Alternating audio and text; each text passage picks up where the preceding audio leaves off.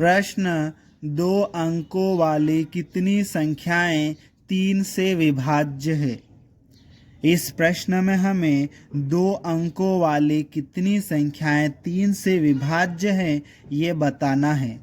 इस प्रश्न को हल करने के लिए हम लिखेंगे हल, और उसके बाद में सबसे पहले एक काम करेंगे, हम एक रफ पेज लेंगे और उस रफ पेज में 2 अंकों वाली संख्याएं लिख लेंगे। ठीक है, तो देखो हमने यहाँ पर एक रफ पेज लिया है और यहाँ पर हम 2 अंकों वाली संख्याएं लिखेंगे। ठीक है, तो 2 अंकों वाली सबसे छोटी संख्या क्या होती है? 10। ठीक है, उसके बाद में 11, उसके बाद में 12, उसके बाद में 13। ठीक है, इस तरह से ये चलती जाएगी और सबसे बड़ी 2 अंक वाली संख्या कितनी हो जाएगी? 99। ठीक है, उसके बाद में 100 आएगा, वो तो 3 अंक वाली संख्या हो जाएगी। ठीक है, तो इस प्रकार 10 से लगाकर 99 तक की संख्याएं 2 अंकों वाली संख्याएं हो जाएगी। ठीक है, अब हमें इन 2 अंकों वाली संख्याओं में से ऐसी संख्याएं सेलेक्ट करके लिखना है जो 3 से विभाज्य है। इसके लिए हम एक लाइन लिखेंगे। ठीक है, यहाँ पर लिखेंगे 3 से विभाज्य होने वाली 2 अंकों की संख्याओं की सूची निम्न है। ठीक है, और उसके बाद में यहाँ पर एक सूची बनाएंगे उन संख्याओं की जो 3 से विभाज्य है। ठीक है, तो हम क्या करेंगे? 3 का भाग लगाकर चेक करेंगे। तो देखो यहाँ पे 10 में 3 से भाग लगाएंगे, 3 का भाग जाएगा क्या 10 में? नहीं। ठीक है, पूरी तरह से ये 10 विभाजित नहीं होगा। 11 3 से विभाजित होगा क्या? नहीं, ये भी पूरी तरह से विभाजित नहीं होगा। 12 3 से विभाजित होगा? हाँ बिल्कुल, 12 3 से विभाजित हो जाएगा, तो हम 12 को लिख लेंगे। उसके बाद में 13 विभाजित नहीं होगा, 14 विभाजित नहीं होगा, फिर क्या विभाजित होगा 3 से? 15, तो 15 को लिख लेंगे। फिर क्या विभाजित होगा? 18। इस तरह से डॉट डॉट करके आगे हम लिख लेंगे। ठीक है, फिर 2 अंकों वाली सबसे बड़ी संख्या को 3 से विभाजित करके देखेंगे, तो ये 99 3 से विभाजित हो जाएगा क्या? बिल्कुल हो जाएगा, तो 99 को हम लिख लेंगे। ठीक है, तो इस तरह से 3 से विभाज्य होने वाली 2 अंकों की संख्याओं की सूची क्या हो जाएगी?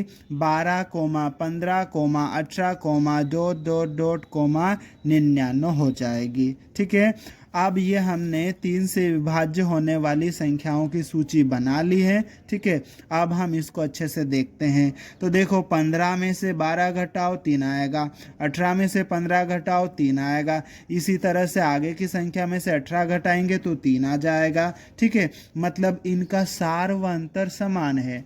अगर इनका सार व अंतर समान है तो ये एक समांतर श्रेणी है। ठीक है, तो यहाँ पर हम लिख लेंगे यह एक समांतर श्रेणी है। अब ये एक समांतर श्रेणी है, तो समांतर श्रेणी से हम यहाँ पर 3-4 चीज़ें निकाल लेंगे। ठीक है, तो सबसे पहले हम लिखेंगे यहाँ पर और उसके बाद में निकालेंगे प्रथम पद ए। तो इस समांतर श्रेणी का प्रथम पद कितना है? 12। ठीक है, तो ये 12 आ जाएगा। ठीक, अब उसके बाद में हम निकाल लेंगे यहाँ से सार व अंतर। ठीक है, तो देखो इसका सार व अंतर हम कैसे निकालेंगे? दूसरे पद में से पहले पद को घटा देंगे। ठीक है, तो लिखेंगे सार व अंतर डी बराबर दूसरा पद कितना है? 15, इसमें से पहला पद 12 घटा देंगे तो कितना आ जाएगा? सार व अंतर डी बराबर 3 आ जाएगा। ठीक है, अब यहाँ पर इस समांतर श्रेणी में एक और चीज़ है। क्या है? अंतिम पद कितना है? 99। तो हम यहाँ लिखेंगे अंतिम पद L बराबर 99।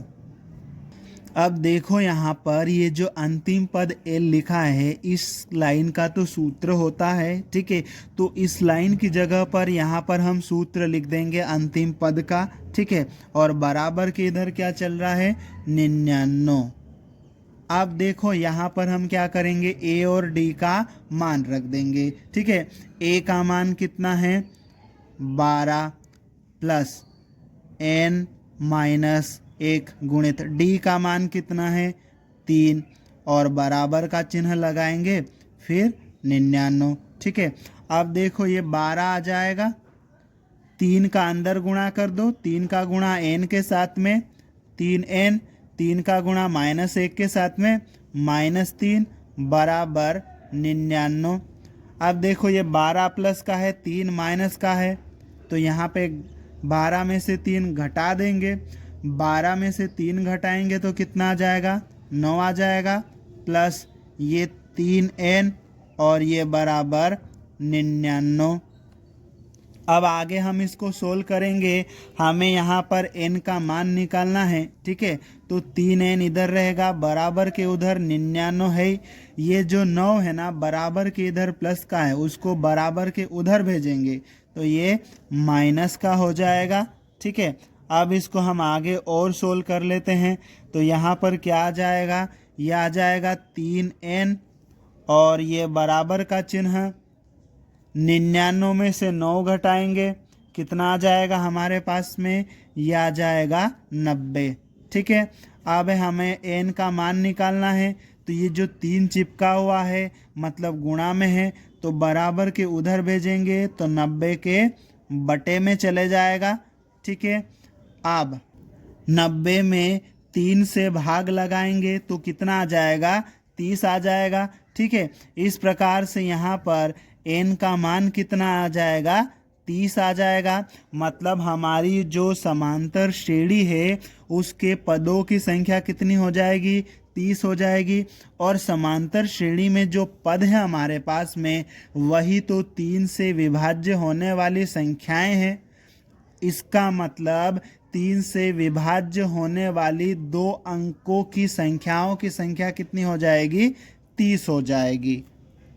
अतः 2 अंकों की 30 संख्याएं 3 से विभाज्य होगी और यही हमारा उत्तर है।